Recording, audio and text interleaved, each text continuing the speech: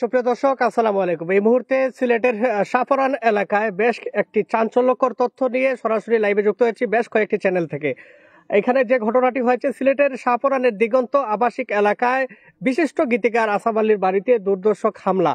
কে বা কারা এই ঘটনাটি ঘটিয়েছে সেটির বিস্তারিত জানার জন্য আমরা অত্র এলাকায় আসাম আলীর বাসার সামনে অবস্থান করছি এবং আমরা কথা বলবো প্রত্যক্ষদর্শী যারা আছেন অত্র এলাকা, তাদের কাছ থেকে পুরো বিষয়টি জানার চেষ্টা করব। আপনারা যারা যেখান থেকে আমাদের লাইভটি দেখছেন প্রত্যেকে লাইভটি একটি করে শেয়ার করবেন এবং আপনাদের কমেন্টস করে মতামত জানাবেন। আসসালামু আলাইকুম। আমরা যদি একটু জানার চেষ্টা করি যে এখানে ভয়াবহ একটি সন্ত্রাসী হামলা হয়েছে, এই বিষয়ে একটু জানার চেষ্টা করবো আপনার কাছ থেকে। এটা আজকে 28 তারিখ ফজরের নমাজও মানুষ। আমি রাত 2টাত আমার ছাদে উঠতে আমি দেখছি যে কিছু মানুষ আডার উঠে করা 10-11 জন মানুষ। আপনার বাসাটা কোন দিকে? আমার বাসা ওদিকে মসজিদের সামনে। ঠিক দিগন্ত মসজিদের সামনে। এখন আটাআটি দেখে আমি মোটামুটি এলার্ট, আমার ছাতো আমি আটাআটি করিয়া 4:30টার সময় আমি জাস্ট বেডও গেছি।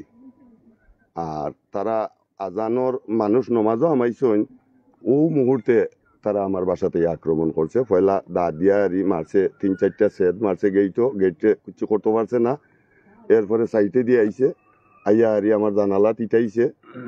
ইটানির পরে ওখানেও কোনটা করতে পারছে না।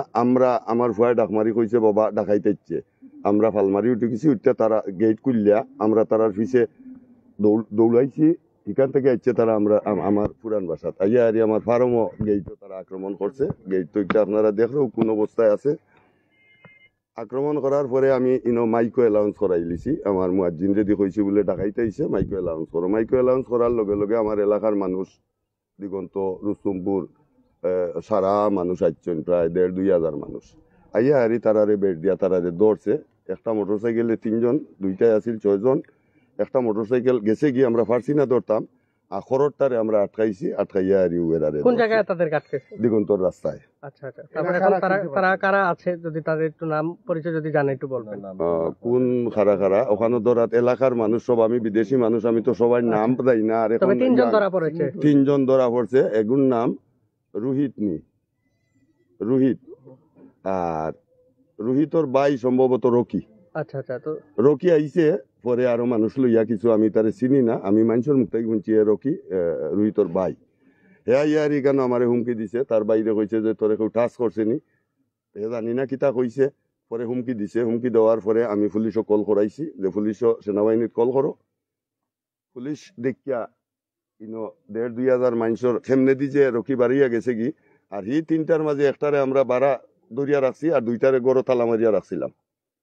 বাদে তো থানা আইছে, থানা আইয়া তারা লইয়া গেছে, তারা উঠালা খুললিয়া দেখিয়া শুনিয়া লইয়া গেছে।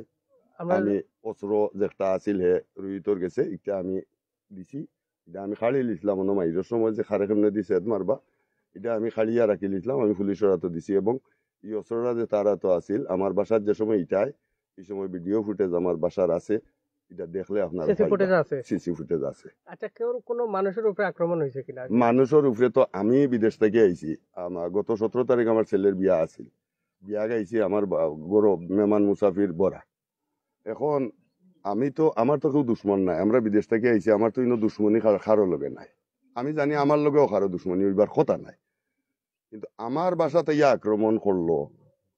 এখন তারা কোনটা বুঝা করছে আক্রমণ, আর আমার ফার্মও করলো। 18 সালে আমার বাসাত একটা আক্রমণ করছিল। এই সময় আমরা বিদেশ আসলাম, আমার বৃদ্ধ মা বাবা আসলা বাসাত, তারা মানুষ চিনছেন না, আমার জানালা টানালা এটা ভাঙ্গিলিছিল সব। পুলিশ প্রশাসনকে কি ওই সময় অবগত করেছেন? ওই সময় আমরা কাউরে চিনছি না, আমরা একটা জিডি করিয়া রাখছিলাম যে আমার মুরব্বী মা বাপে বেমারি মানুষ, তারা চিনছেন না। তবে আমার বাসা তলা আক্রমণ হয়েছে, তারা থানায় দেখছে, আইয়া তদন্ত করছে করিয়া, আর এই জিডিটা আমার আছে। আর আজকে ও সময়ে যেভাবে আক্রমণ করছিল, ঠিক আজকেও আমি ও সেম সিস্টেমে আমি আক্রমণ পাইলাম। আমার জানালা তো সময় এটাইয়া ভাঙছে, গড়া মাইতে পারছে না করি, আজকেও গড়া মাইতে পারছে না করি, আমার জানালা আমার মানুষের ক্ষতি বলতে যে সময় তারে দৌড়ি আমার ছেলেরে মারছিল তারা সেদ মারলে হে খিলাল্লাখান হাত দি ফিরাইয়া, তার আত্মজা আছিল হাতর মাঝে ফিরাইয়া হে লাত মারি তারে ফালাইছে। ফলে আমরা এলাকার মানুষ সাইড বাই দিয়ে আইছেন মাইকিং করায়, এলাকার মানুষে তারা দৌড়ি নিছে। দৌড়িয়া আমরা অবশ্যই এটা রং করছি না রাইট করছি জানি না, আমি অথবা আমার বন্ধু আছেন ফরহাদ ভাই, আরো 3-4 জন আছেন, আমরা খুব চেষ্টা করছি যে ইতারে মারি লিবা ফেরতা পাই। আর আচ্ছা মারবার খাম নাই, পুলিশও যখন দিলাই মারবার খাম নাই, আমরা অনেক কষ্ট করি তারারে বাঁচাইছি। আর নাইলে এখানে তো 1,500-2,000 না, মানুষ এটা এখানে আপনারা কোন অবশ্যই ভালো একটা অবস্থায়। কাজ করেছেন, কারণ আইন হাতে তুলে না নেওয়াটাই উত্তম। আর আমি এখানে খেয়ে মারবো, খেয়ে কিতা করবো আমি তো নিজেও জানতাম নাই, যার কারণে এখান থেকে আমি তারারে দরিয়া তাড়াতাড়ি আইনা বাসা তাইনা আমি গরুর মাঝে তারারে বন্দি করিয়া আটকাইয়া রাখছি। পুলিশ আইছে, পুলিশ আইয়া আরিও গরু তারা ভিতরে দিয়ে আরবার সিটকারি লাগাইছে। পুলিশে অন্তত আধা ঘন্টা ডাকিয়া যে দৃশ্যপট আপনারা দেখলেন, এগুলা এলাকার আশেপাশের মানুষেরা, আমরা যারা আছি তারা আসলেও আতঙ্কিত। এখন সর্বশেষ এই বিষয়ে আপনার আসলে কি বলার আছে পুলিশ প্রশাসনের?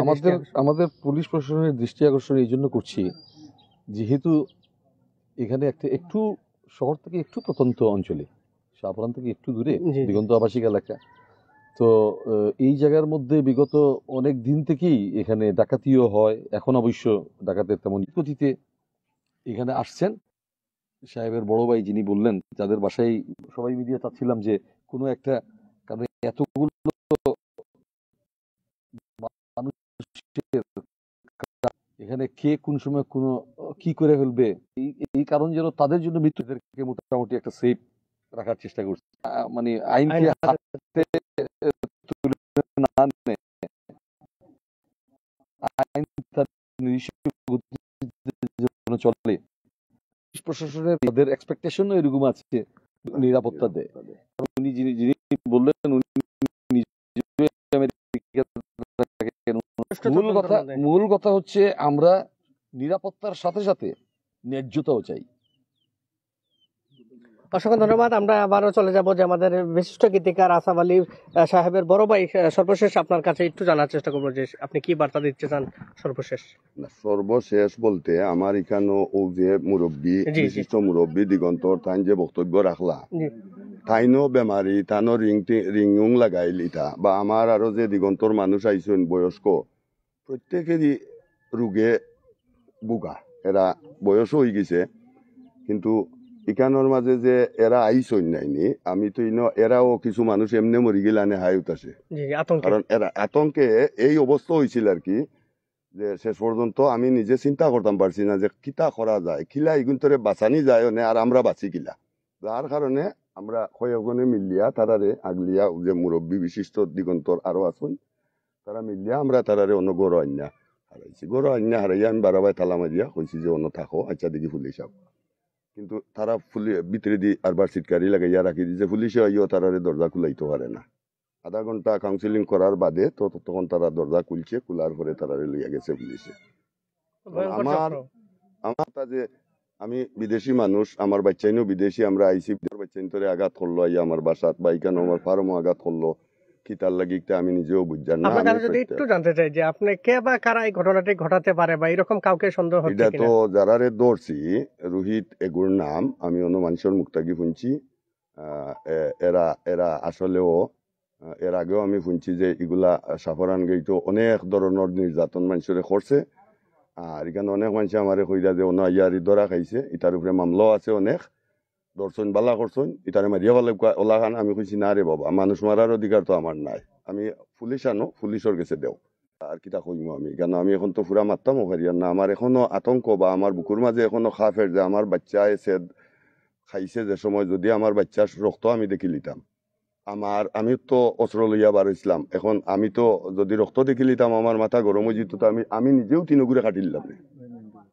কিন্তু আমার বাচ্চার রক্ত দেখছি না হিসাবে তার জ্যাকেটের উপরে দিয়ে গেছে কি সেটটা, যার কারণে আমার মাথাটা আমি ঠান্ডা রাখছি রেখে আর আমি তার সন্ত্রাসী পুলিশ আছে, আইন আছে, দেশ আইনে চেষ্টা করে করুক, আমরা ব্যক্তিগতভাবে তারা আক্রমণ করার প্রয়োজন নাই। অসংখ্য ধন্যবাদ। সুপ্রিয় দর্শক, আপনারা দেখেছিলেন সিলেটের শাহপুরানের বিশিষ্ট গীতিকার আসাফ আলী সাহেবের বাসায় যে অতর্কিত সন্ত্রাসী হামলা হয়েছে, এরপর অত্র এলাকায় একটি আতঙ্ক বিরাজ করছে, এবং কিভাবে বিচ্ছিন্নভাবে এখানে যে ঘটনাটি ঘটিয়েছে, এবং এখানে তাদের পুরো অনেক কিছু ক্ষয়ক্ষতি হয়েছে, গেইটে সন্ত্রাসীদের দায়ের কূপ বিভিন্ন ঘটনা, এবং অত্র এলাকার বাসিন্দারা এতটাই আতঙ্কিত যে তারা সরাসরি অন ক্যামেরায় আসতে পর্যন্ত আতঙ্ক বিরাজ করছে। তো এই ছিল এখানকার বর্তমান সর্বশেষ পরিস্থিতি। এই মুহূর্তে যারা যেখান থেকে দেখছেন প্রত্যেককে বলবো লাইভটি শেয়ার করে দেশ বিদেশে সবাইকে দেখার সুযোগ করে দেবে এবং প্রশাসন যেন এখানে সুদৃষ্টি দেয় বা এখানে তারা যেন সুস্থ একটি বিচার পায়। সকলের সুস্বাস্থ্য দীর্ঘায়ু কামনা করে এই মুহূর্তে বিদায় নিচ্ছি। সবাই ভালো থাকবেন, সুস্থ থাকবেন। আসসালামু আলাইকুম।